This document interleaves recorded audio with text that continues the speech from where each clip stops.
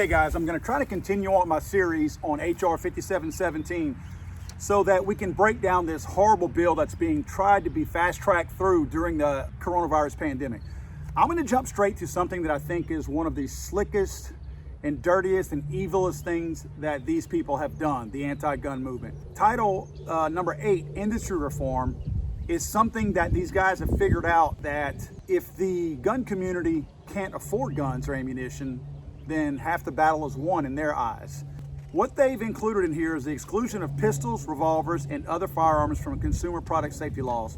What this essentially is, it's the idiot that buys the hot coffee from McDonald's and spills it on himself and then sues McDonald's because the coffee burned his genitals. This is essentially some metaphorical genital burning from the fools that go out there and purchase a firearm and use it in a way that it was not intended to. The manufacturers did not intend it to be used like that, nor did the ammunition manufacturers that supplied the ammunition to the dealer who sold it to the gun shop. You got all these layers of people in there that are gonna be sued. Don't think the local mom and pop gun shop are not gonna be thrown in here also. Remember, when attorneys are suing somebody, they're looking for anybody that has anything that's liquidatable. So everybody from that mom and pop shop to the Remingtons and the Smith & Wessons will be the ones getting sued. That's essentially what this is. So don't think that all these liberal judges out there in these crazy district courts are not going to side with all of these people that are suing these manufacturers. Because remember when Big Tobacco got sued, everybody jumped on board with that because there was a lot of money to be made. That's what their intent is going to be here too. You're going to have attorneys licking their chops to take on cases like this because it's going to be easy money. The deck is going to be stacked against them. But this is where it gets really nasty. That was bad enough. Here, these politicians are directly coming after you and me. You know how they're doing that? Imposition of taxes. Now, it was my understanding in my super simple mind that you cannot tax a right. At least that was my understanding. If I had a God-given right, if I had an unalienable right, no one, including the federal government, had the right to tax me on that right. They're doing that right here. They are trying to levy a 30% tax on top of the sales tax you are already paying, and wherever you live, the sales taxes you currently pay will have a 30% increase on top of that for any pistol, revolver, firearm of any kind, including a lower frame or receiver.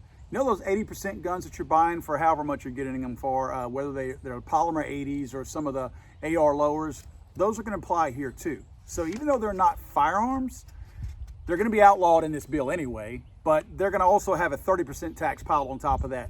You think that's bad?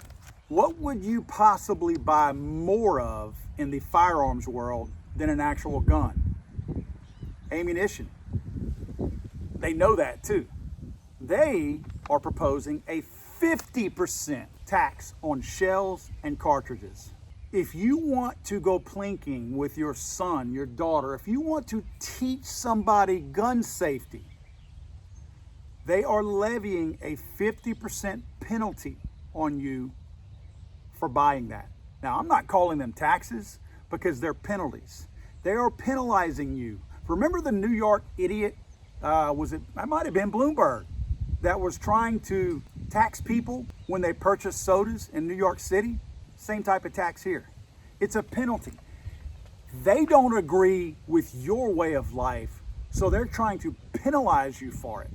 Further down in this, they also mention that 39% of the revenue accrued from any tax imposed on shells and cartridges by this section, that they're going to use that for community violence intervention funds. You know where that goes to, right? That doesn't go to anyone that is truly trying to put forth or propose any type of actual true gun safety like the NSSF. In some cases, the NRA does some too. They had their Eddie Eagle program for educating young people on gun safety. All these good organizations out there that truly exist for, in many cases, the sole purpose of pushing and promoting gun safety. None of that money is going to go to them because those are considered gun lobbying organizations. They're going to go to Bloomberg So your tax dollars, your additional monies that you're going to spend on ammunition and firearms now will go to the federal government, who will then turn around, write a check to Bloomberg to mount a campaign to take your weapons from you and propose additional taxes and penalties against you for purchasing those exact same guns and ammunition that you have, and not to mention for further laws to be lobbied in order to take those guns and eventual ammunition from you. Guys, this is not the time for us to be worried about all the crazy stuff, letting them distract us with the whole coronavirus thing, letting them distract us with Carol Baskin. I mean, come on, guys, this is really not the time. We've got to be diligent about our approach with this.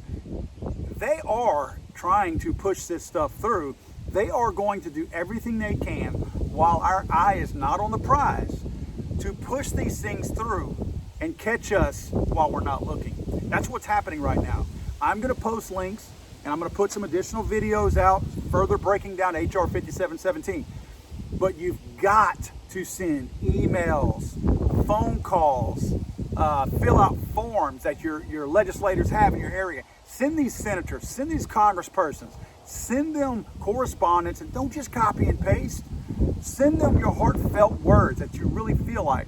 What they're trying to do is make it to where you and I cannot afford to purchase guns. And let me ask you this, I'm going to follow this up. Why are you trying to penalize me for a right that I have in this country that's outlined in the Bill of Rights? Are we not going to charge people extra for getting a Facebook account? Are we not going to charge somebody more for every picture that they post on Instagram? Are we not going to charge people for the extra data that they use on their cell phones? That's the First Amendment. They're doing all those things to us with the Second Amendment. Everyone out there that comments on my videos that says, oh, that'll never pass. That'll never pass. You remember that whenever they start taxing you on your First Amendment, because you rolled over and let them do that to you on the Second.